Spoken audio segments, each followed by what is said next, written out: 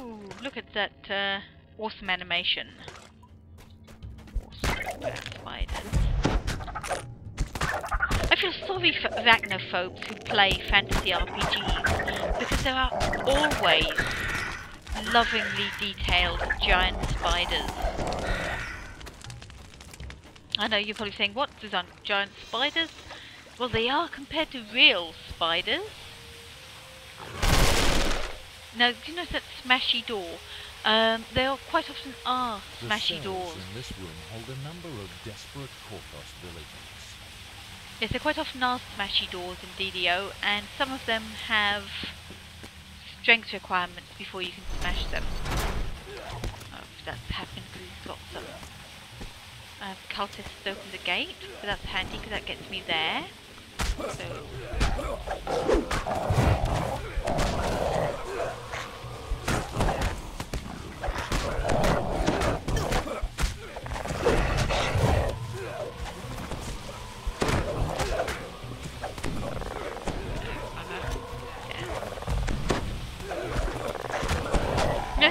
I don't know if you noticed, but when I fell off that thing, instead of just falling helplessly to the floor as you might do in some other game, my guy actually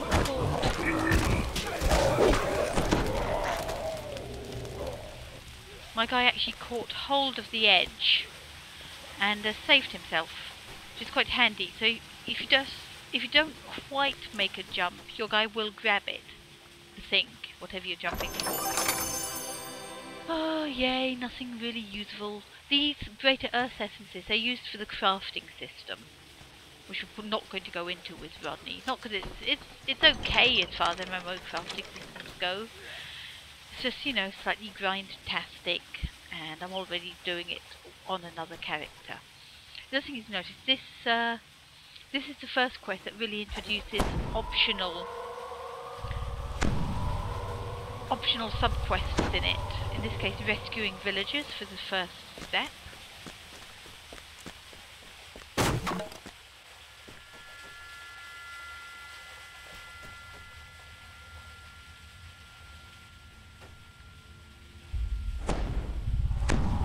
If you're playing a character who can go and deal with locks, if you swim down here, there's a locked door.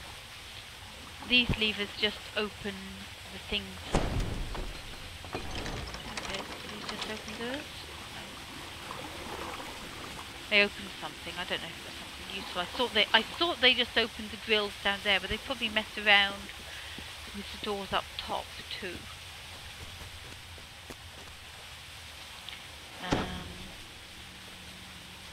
Yeah, that's it really. We're done here.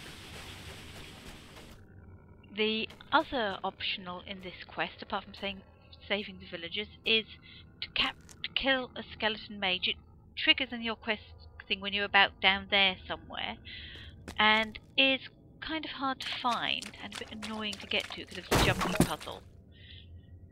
And if we go past a certain point here, you get fishmen. I say jumping puzzle, it's more just annoying jumping.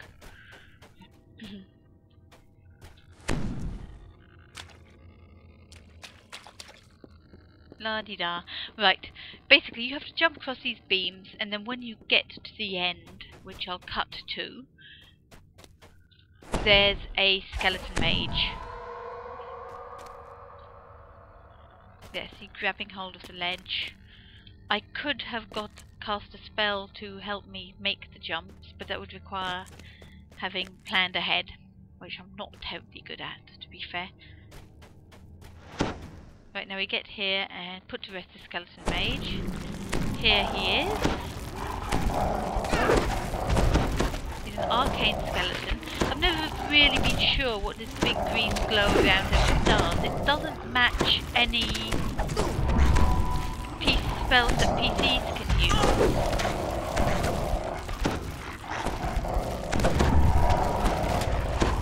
There, put to rest. I've taken some penalty to my strength score, but I think it'll restore itself. If not, we will rest shortly. The most important thing, though, is that he has loot. Now, I think that's scale mail. I think if I actually go and use it, it'll mess up my druidiness. But we'll double check. Yeah, see, I'm breaking my druidic oath. I'm a rubbish druid. Because druids can't use metal armor. Let's shift some of these bars out of the way so you can see what poor Rodney looks like. Bars out of the way. Oh, what are you doing? Yeah, so it's quite nice looking scale armor. It's just, you know, druids shouldn't be wearing it. So back to our leathers.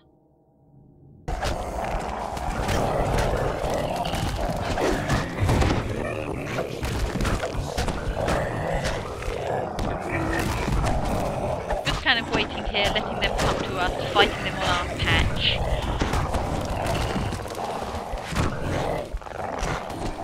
As I currently do exactly the opposite.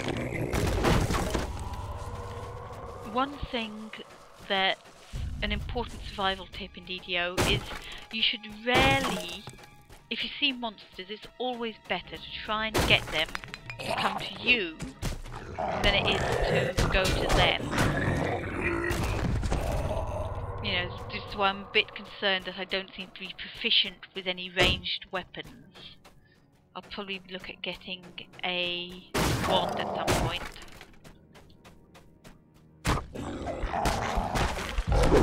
If I genuinely turn out to be proficient with nothing. What we have here are the remaining villagers, so we're going to go and rescue them before going to get the Aris thingy. His name I can't find because it's now hidden behind the bars.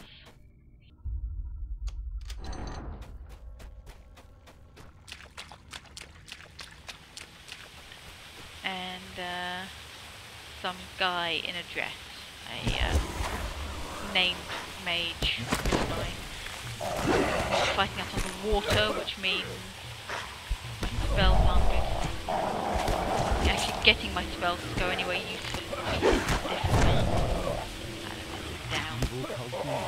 Spill innocent blood no more. Hooray!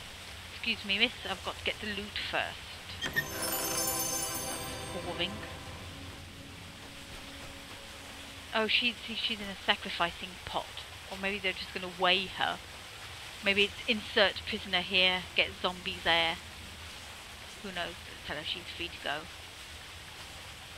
There we are. Mission done on Elite. We're nearly level 2. 3 even. Kenneth Aqueduct. So, the only thing to do now is return to town, and then it's time for the ever so aptly named Misery's Peak.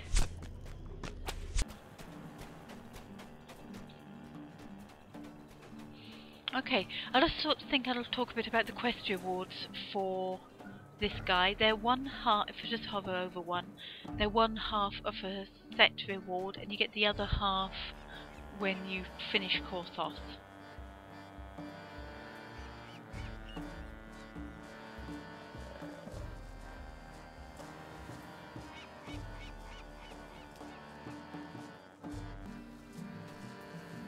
Oi! Oi! I'm getting my quest reward!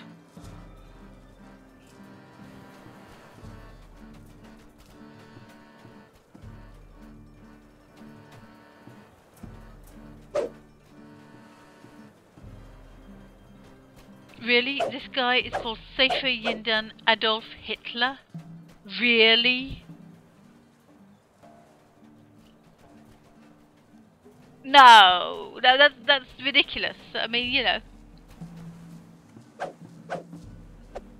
And Sex Boy Kurapaku. Whatever the fuck that means. My god. I mean, you know, I know my guy's called Wadney the Wabbid, but...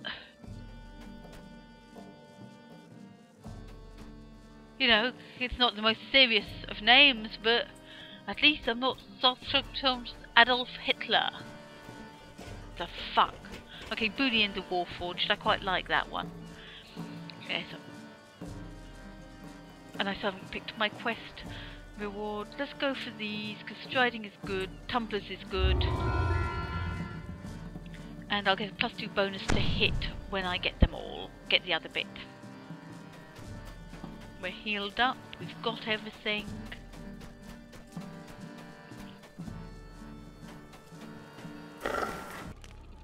We're done. Fenton's done. There's Amalgam.